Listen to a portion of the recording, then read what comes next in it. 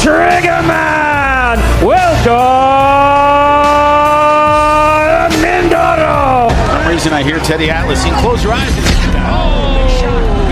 right. You guys talk about it all the time. Shot from Mindoro. Down goes Good Job. Drop there on the inside. Right hand.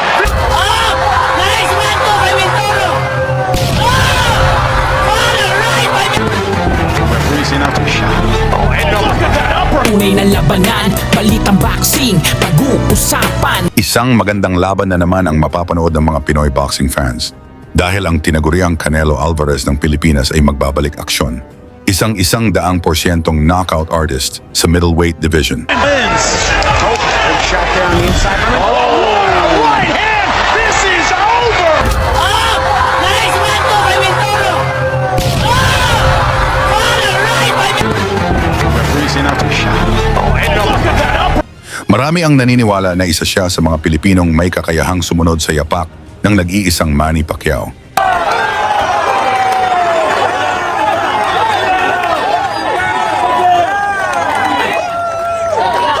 Hindi dahil ginagaya ang isang alamat, kundi dahil tahimik niyang binubuo ang sarili niyang pangalan. May suntok na mabilis, may bigat na ramdam sa bawat tama, may galaw na nasa tamang timing, at kadalasan, hindi na umaabot sa scorecards ang laban.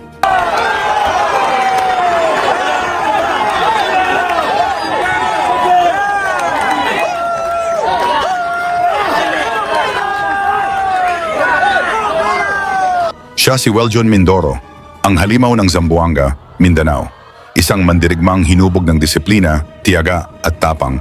Malinis ang kanyang record, 16 na laban, 16 na panalo, 16 na knockouts at walang talo. Hanggang ngayon, wala pang malinaw na sagot kung saan talaga nanggagaling ang kanyang lakas. Wins. Shot there on the inside. Right hand. This is over. Nice one to by Mindoro. Ayon sa ilang boxing analysts, maaaring umabot sa 30 panalo at 30 knockouts ang kanyang karera. Isang klase ng dominasyon na bihira sa modernong boxing. Sa kasalukuyan, nasa Estados Unidos si Mindoro. Doon siya nagsasanay, hinahasa ang katawan, pinatatatag ang disiplina, at mas pinapakinis ang kanyang estilo sa loob ng ring. At ngayong Pebrero 21, 2026 muling babalik sa aksyon si Mindoro. Sasabak si Weldon Mindoro sa kauna-unahang boxing promotion ng Olympic medalist at WBC International Middleweight Champion na si Eumir Marcial. Dito ay makakaharap niya ang veteranong Indonesian champion, si Willem Rake, isang mandirigmang may higit 60 laban sa kanyang kartada. Kung saan si Rake ay natalo sa kanilang unang paghaharap, kaya dito na daw siya maghihiganti. Upang lalo tayong maliwanagan kung gaano kabagsik ang suntok ni Mindoro, panoorin natin ang kanilang laban.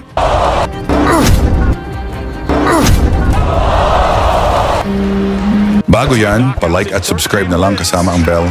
Malaking tulong yan sa aming mga content creator. Sa pagbungad ng unang round, makita na mas malaki si Rake. Parehong nagpakawala ng jabs ang dalawang fighters.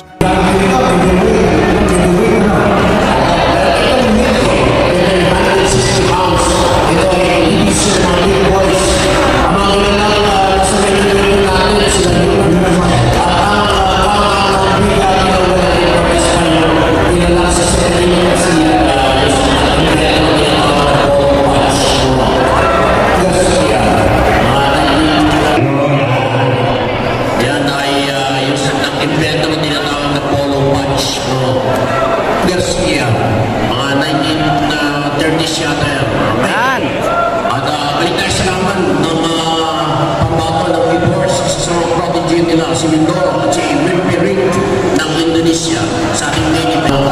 Mindoro, Nice counterpunch. punching, depensa pa rin. Tumanggap ng straight sa katawan si Mimpiring. Pero tinatansya pa rin, no?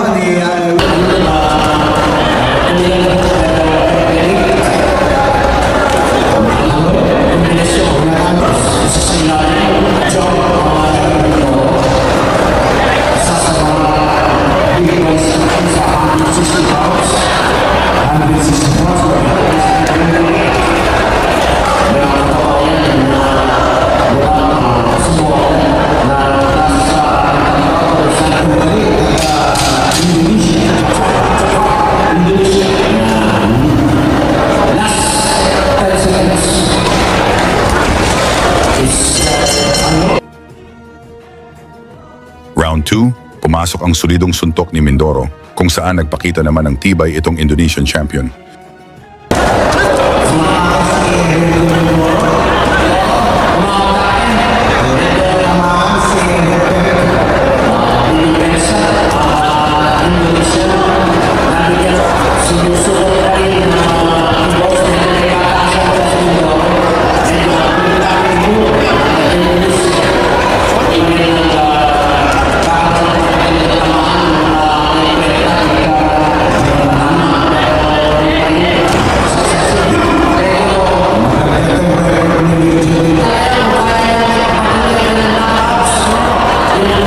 Ganun pa rin.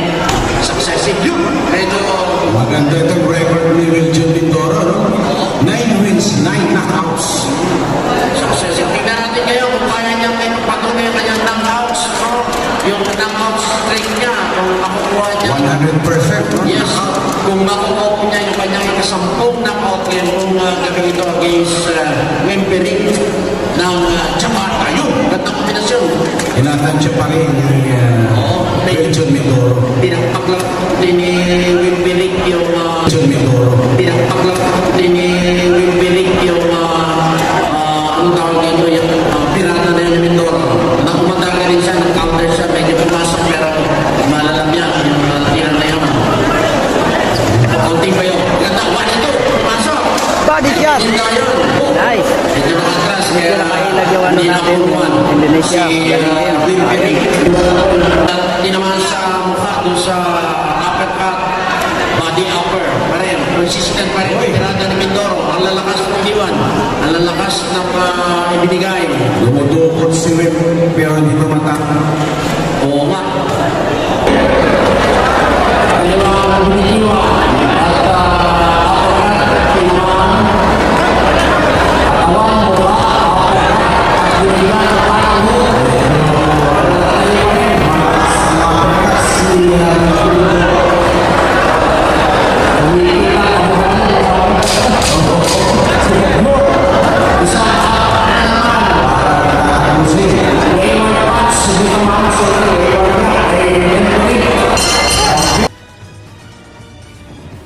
Round 3, abante na sa mga patamaang Pilipino, gusto na nitong tapusin ang laban. Saan ang paghihirap ng Indo-Boxer?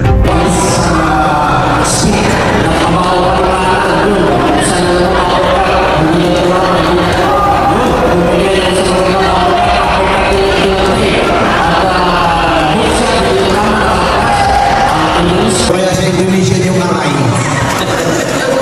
Agoy. Aray. Agoy.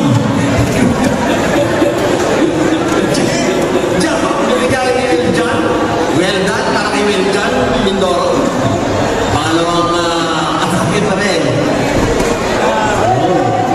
One two. Pasok dyan. Pasok na pasok. Puro. Indonesian fighter. Mukhang Nakangiti. Indonesian fighter. Mukhang Nakangiti si Wiljon. Johnny Manoy kasi sa salang ng bansa sa Asia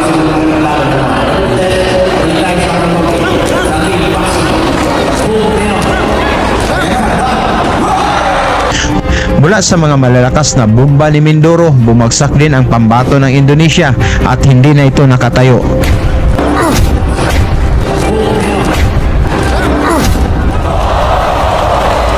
Mula sa mga malalakas na combination na naipatama ni Mindoro, bagsak si Rake, talagang napuruhan, kaya dito na natapos ang laban.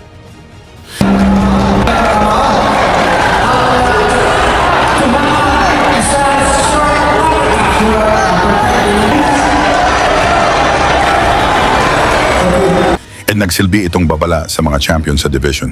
Ngayon ang tanong, may chance kayang mag-world champion si Mindoro? Ikomento ninyo ang inyong opinyon sa baba. At isama ninyo kung taga saan kayo para malaman natin hanggang saan na umabot ang suporta ng mga Pinoy para sa laban ni Wiljon Mindoro kontra Willem Rake ngayong Pebrero 21, 2026 sa Zamboanga City. Lagi niyong sundan, huwag magpapahuli. Pag-usapan ni bakbakan, balita niya at laban. Mga Pinoy na di nagpapagapi. Salamat sa mga suporta na lagi nandyan.